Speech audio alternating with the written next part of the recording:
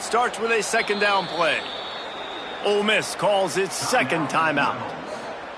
They've got one timeout left now. They'll have to choose wisely as to when to use it.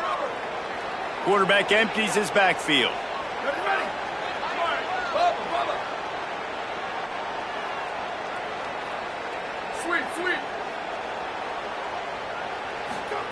Arch Madness. And that's going to be incomplete. A lot of contact on the play, but no flags. It'll be third down. Well, that looked like it was going to be a completion, but how about the defender making the hit and forcing the incompletion? The Land Sharks circling. Crowd getting this defense whipped up on third down.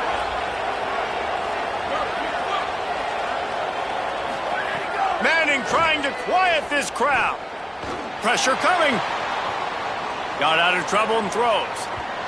And good use of the hands from the defense to deflect the pass on third down.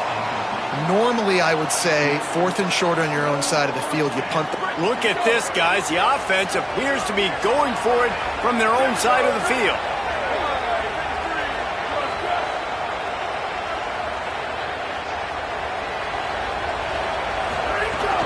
They'll run for it, and it's Brown. Stopped short of the marker, and a stop. Defense, and they get the ball back.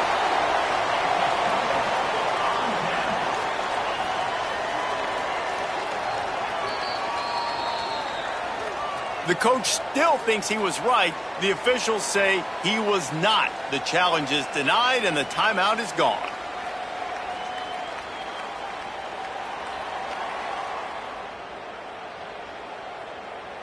Ole Miss ready to send the offense onto the field.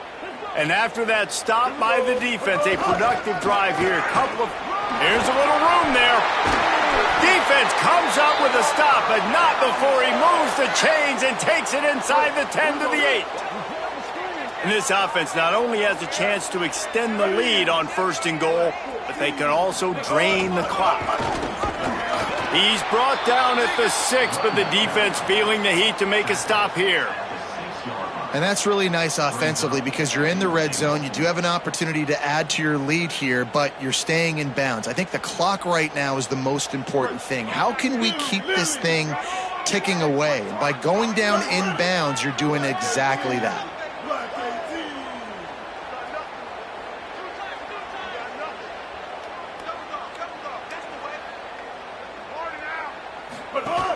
The run up the middle, looking for the score. Nowhere to run, and he barely makes it back to the line of scrimmage. And this has been really good for the defense, too. It's kind of a bend-don't-break mentality, right? Really bowing up with your backs against the wall. If you can win this next third down, try to force the opponent into a field goal. That's a win if you're on defense. They want to dance their way in on 3rd and goal. He's a tough, crafty back, but he couldn't find his way to the marker, and it'll be 4th down. So they'll use a timeout here, one more remaining, and of course the 2-minute stoppage coming up as well. And it's good! And that will extend their lead even further. You know, it's funny, in an age where there's so many college football analytics and everybody wants to go for it on 4th down, at the end of the day, it still comes down to managing the game. Good decision by the head coach here in the 4th quarter. By kicking that field goal, you've now made it a 2-possession game. Your chances of winning this thing have now gone way up. They corral him out of bounds, mark it down at the 38, and this offense might have something going.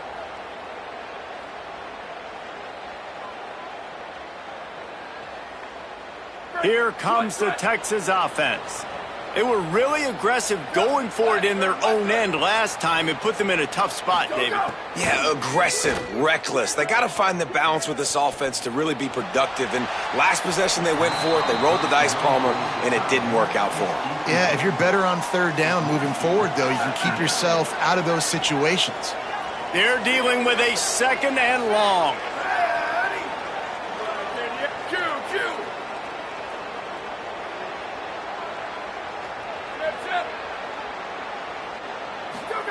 Here's Arch to throw. Oh, he wants it all. Goes high to pull it in. They finally get him on the ground, but he's got an explosive play for the 1st down.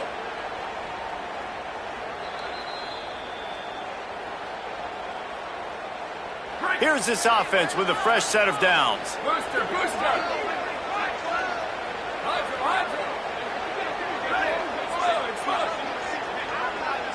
Looking to throw, it's Manning.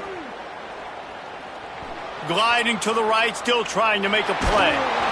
And he got 5 yards on the play, 2nd and 5 coming. Clock is still running, and they have to get everybody lined up. And because of the success that this quarterback has had early in this game running the football, if I'm the coordinator calling plays, I'm dialing up his number more. Designed runs, and also telling him on the sidelines, hey, listen, remember, if it's not open, take off. Just go get it yourself. They don't have an answer for you right now, and this is a big key for us to win this game. When you're trailing in the 4th quarter, it's not just the other team, right? You're fighting against that clock. Nice heads-up play by the QB. He does a great job scrambling. Throws toward the end zone. Touchdown, Longhorns! And they take it in for 6 more points. Yeah, and that's step 1. Great job by this offense getting in the end zone. Now you got to go get the stop. You got to get the football back. You got to find a way to do something to create a turnover, get an onside, to get the football back, to get back in this football game. Ole Miss calls its 3rd and final timeout. Gives them a chance to put together a strategy here in the waning moments.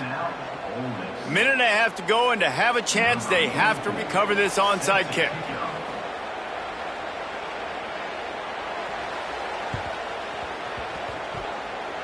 They'd hoped to get that thing bouncing around, but the hands team is able to corral it.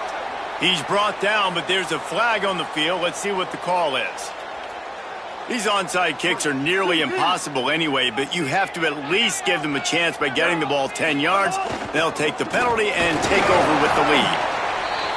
And that run really didn't go anywhere, and a lot of times we don't focus on it enough, but how important those 5 guys are up front. To get on those defensive linemen, to try to move them out of the way, to get a run game going, it squarely falls on the shoulder of those 5 offensive linemen. Frazier again. And they'll bring him down after a short pickup. Yeah, and not a surprise by this offense, right? This is a game management type situation. I want to run the football. I want to run the clock. The clock is my friend with the lead late in the 4th quarter, inside of a minute. I'm going to keep this ground game going and make you. There's some room. He works his way past the first down.